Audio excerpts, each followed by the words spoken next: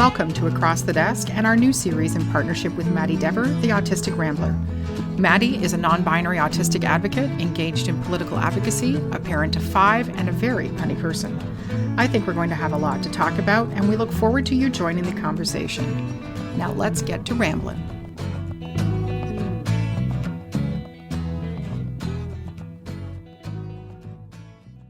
But when we You started it. I am just saying, and I got 10 minutes, so it's all right, quickie. Okay. But if you're going to say smart things, what choice do I have? Hello and welcome to Across the Desk, because Maddy had to go be all smart again. So we're doing a quickie because, of course, I have a meeting at 3:30 and it's 3:18. Mm-hmm. Go on, Betty. Okay, so I am doing. I just did this afternoon, which will be a few days ago. When you actually hear this, I did a part of the Echo flag on my production skills. By the way, I'm just putting exactly. Well, if you get it on today, then it was this afternoon, yes, or this morning, or whatever. It was today. Anyways, we were. I'm part of the Echo Ontario Autism program where we teach medical doctors, psychologists, educators, and other people about autism from a very multidisciplinary way. But in the summertime, we take a little bit of break and we do one-off sessions on different topics. And myself and another autistic who's part of this were asked to, what would we like to talk about? And we ended up having a conversation. We said, well, we'd like to talk about the things that we wish we knew when we were teens. And so we had a 1-hour talk. It was really great. But in preparing for that, we were talking about the diagnosis and how it affects us. And I said, for me, it's a light bulb went off. Think of us when I'm autistic. I was born autistic. I've been living autistically. I will die autistic. But the diagnosis didn't turn a switch on and make me autistic. It just, if you think of yourself as a car, the autistic as a car, what the diagnosis does is it turns the headlights on and you can see the path you're on and you can look back a little bit and see where you've come from. The diagnosis is just that. It doesn't turn the switch on internally. It turns the switch on so that it illuminates the path ahead, which means some of the struggles, but also some of the things that you didn't know about yourself that, in the positives. And so this metaphor, I used in our talk, and it really resonated with a lot of the people that were there. And it's just it literally, it's a light bulb that went off in my head when I saw, because that's what it is. Like it's awareness, it's understanding, and knowing that it can bring acceptance. Like for me, like we both of us had two different perspectives of when we were first diagnosed. The other autistic, Moira, for her, it was hard to understand at the time, and it brought in a little bit of bullying because now she had a label assigned to her. For me, it really made me understand my past and understand that there's a reason why I struggled through some of these things, and it also let me understand these are the things that the autism in me allowed me to do so many of these other things. And for me, it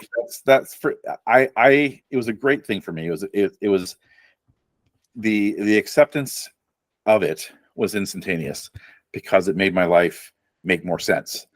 So I actually think you just found the framework for yeah. Maddy has a website called the Autistic Rambler, and it's a bit of a car wreck right now. It's got a visual that's frustrating, and it will be changing maybe by the time you're listening to this podcast. But I think you just found, right? Because we were talking about what would make sense for the design and and I think you have just found a theme that would work, because as you were explaining, right? So I completely support that, right? I love that idea. And all I could think of was how different things influence which way the car goes, right? So when you hit a yield sign, stop sign, red light, whatever, you have to respond to whether it's a barrier, whether it's a pause, whether it's a And when you have a green light, okay, what does that green light analogy look like? That means you get people that get into the car who are there to go for the drive with you and support you and give you directions when needed. Yep. Help fill your gas tank when you're a little bit depleted. Yes. And so on and so forth. Yeah. So know that your gas tank, you can understand now why your gas tank goes down more quickly than other people. well, I'm honestly, so Yeah. I love that idea, but my marketing and communications brain just went in 6 different directions on how you can continue to use that and build it as part of your brand. Because I've never seen that idea before. So then it becomes uniquely the Autistic Rambler, and the Rambler is a car. Yeah. I'm saying divine intervention there. All right. That's really cool. And that's, I made a little quip when Maddy started sharing that idea. And I said, objects and mirrors are closer than they appear. And still, like, you've got a truck up your butt when you're trying to, as the parent of an autistic individual, or you're caught in the headlights. This is really good, Maddy. Like, it's really good. It's I think it's at the same level of the ramp and the table. Yep. Yeah. Yep. I see the world in metaphor. I like metaphors because metaphors can tell a story where a simple fact may be hard to understand. So it's interesting because gentleman on our team, Spiro Careers Canada team, Jason Bean, and Jason is also autistic. He's in advanced manufacturing and does a variety of things, and he's a writer. Of course, my printer is going to go off now. That's my life. But he writes extensively using metaphors. However, the metaphors are related to Greek history and mythology and philosophy. And love that about him. Like, love the fact that it's a unique connection. Love the fact, and he didn't realize that it seems to be an autistic thing because he attended a workshop or a seminar of some kind with other autistic writers, and they were all like, "Oh yeah, riding that metaphor pony." Yeah, but for you, it was a bit of a Herculean effort. So, yes, because I think what can happen, to your point of, it helps to create a story and a character when used appropriately. Yes, but when it's relied upon too heavily, it can actually confuzzle the message, because if you don't have a lexicon of Greek mythology handy, then it's one more thing to kind of get in the way of understanding what the point is supposed to be. Yeah. Whereas a car is universal. Yeah. That's really neat. It really is. It really is. Definitely going to work on this one. So we started to do this little quickie share because it's an interesting concept. I would love to hear what people think about that. Like, we don't get a lot of, wherever you're listening. So the podcast is on Apple Music, it's on Amazon, it's on Google Play, it's everywhere. This is short enough that we can definitely throw it into Instagram and some other places. Well, it's like cars. It's everywhere. Exactly. Yes. But, in the future, where we're going, we don't need roads. So in the car. Roads? We don't need any roads. Okay, Doc.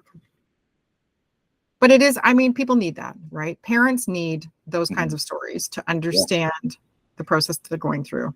And if you are struggling with a diagnosis, I was just talking to somebody today, and they're a late life diagnosis of ADHD and likely autistic. And having that story to relate to, and those different ways to use those things associated with cars makes it easier. So I just thought about this. Like, think of the parent role and siblings. Like, you've been in this car with the autistic kid who's the driver of the body of going through the life, and you're like, you have no idea what the hell's going on because you can't see anything either, right? So the headlights going off also allows you to see more of the road and the journey, and so you hopefully once the light is not as blinding as when it first goes on, and you get adjusted to the world around it, it can help you guide the child who's facing this, is seeing things that they didn't know about themselves or fully get themselves. The metaphor works so many different ways. It does.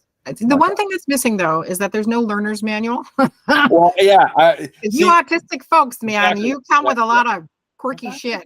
That's what the Autistic Rambler podcast and website's for, is to help the pieces of that manual. They're all over the place. Oh, man, I swear to God, I thought you said mango. I'm like, why are we handing out mango? Whoopsie because chicken. We're a pair. Oh, you fruit. But this is Canada, not Australia or New Zealand, so there's no kiwis here. Valid. Yeah. All right, we're not going to get into fruit because then we're mixing our metaphors, and that's never successful. Well, we did talk about a word salad earlier, so we want to avoid the word salads.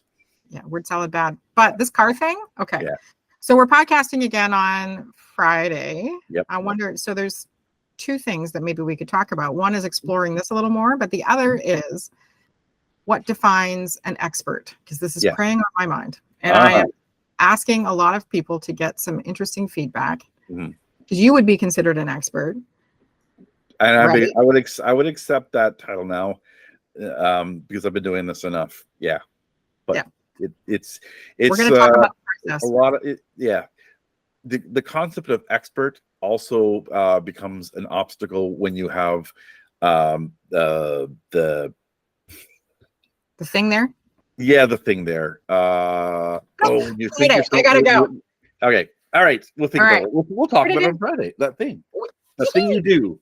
The thing you do. Put it in chat so we don't forget, because that happens sometimes. Because by Friday, imposter. Oh no, bicycle face.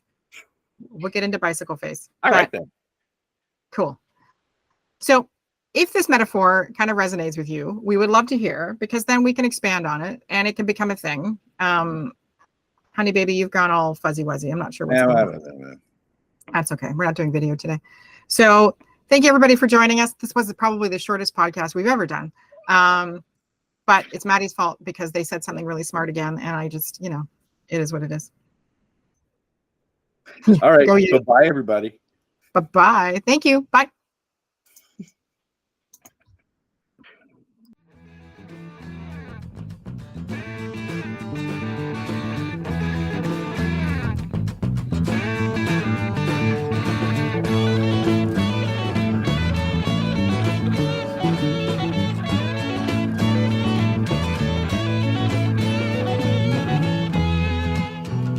Thank you for joining us on Across the Desk and our new series, The Autistic Rambler. Please visit spirocareerscanada.ca to learn more about the tools we're building with the autism community, and please visit theautisticrambler.com to learn more about Maddy Dever.